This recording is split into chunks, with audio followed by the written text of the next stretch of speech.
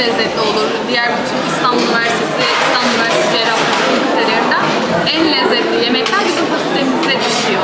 Böyle söyleyebilirim. Tamam, teşekkür ederiz Nimet, afiyet olsun. Rica ederim, teşekkürler. Köpek geliyor.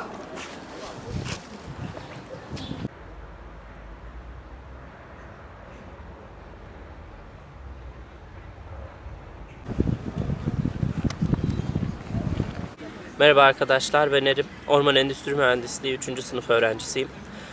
Ben bu okulu tercih etmemdeki sebep mobilyaya, ahşaba olan merakımdan kaynaklanıyor. Aynı zamanda babam da bu işlerle ilgilendiği için bu mesleği seçtim. Yapı üzerinde yoğunlaşmak istiyorum ama aynı zamanda kağıt, kimya, pazarlama, tasarım, yapılar birçok dalda, birçok yönde eğitim verebiliyorlar.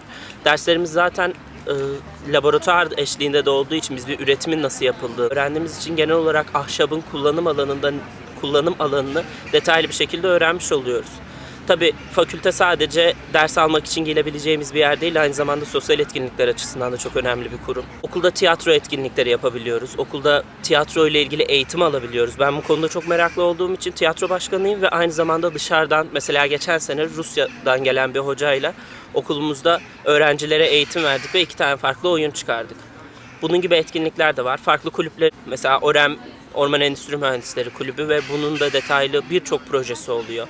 Sosyal yardımlaşma, kariyer günleri. Özellikle kariyer günleri bizim için çok önemli çünkü sektörün ileri de gelenlerinin geldiği bir etkinlik. Onlar sayesinde de sektörde neler yapılıyor, kimler ne yapıyor diye öğreniyoruz ve onlara staj başvurusu da yapabiliyoruz.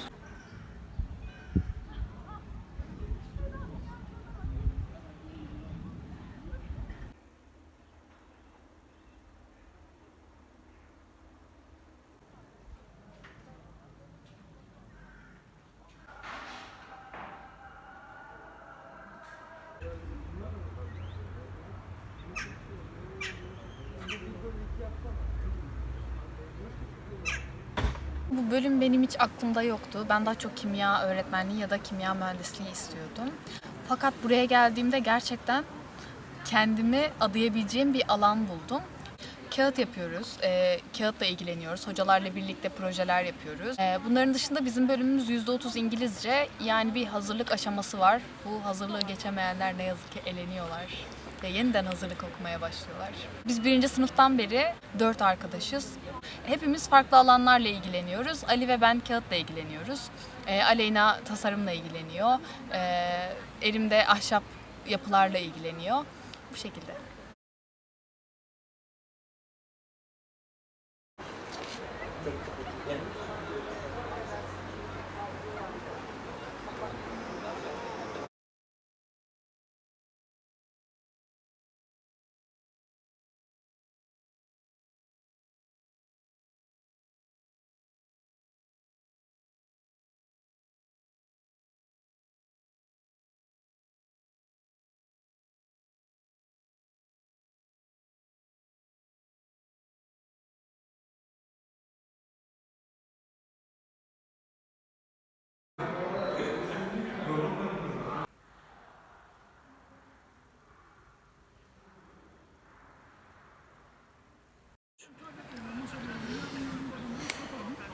Evet arkadaşlar, bugün biraz Orman Fakültesini size tanıtmaya çalıştık.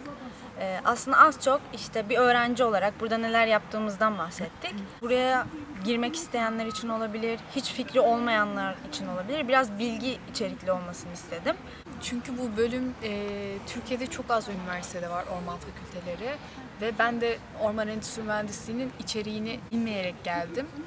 Okulda öğrendim ne olduğunu, ne yapıldığını. Bu bölümde kendinize ait bir şeyler çıkarma şansınız çok yüksek çünkü farklı alanlar var.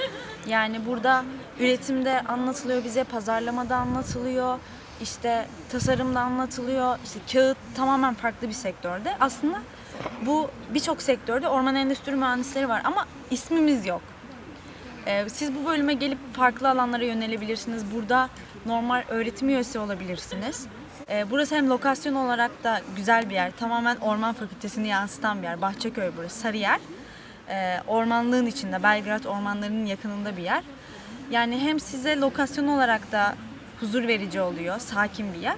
Hem de eğitim olarak gerçekten sizi iyi yetiştirdiğini düşünüyorum. Ve hocalarımız şu zamana kadar hangi hocaya bir soru sorsak da yanıtlamadığı olmadı bizi. Hep bizi doğru yönlendirmeye çalışıyorlar. Nimet kendi konuşurken kağıttan bahsetmişti. Kanalda bir kağıt yapımı da yapacağız Nimet'le beraber, Ali ile beraber.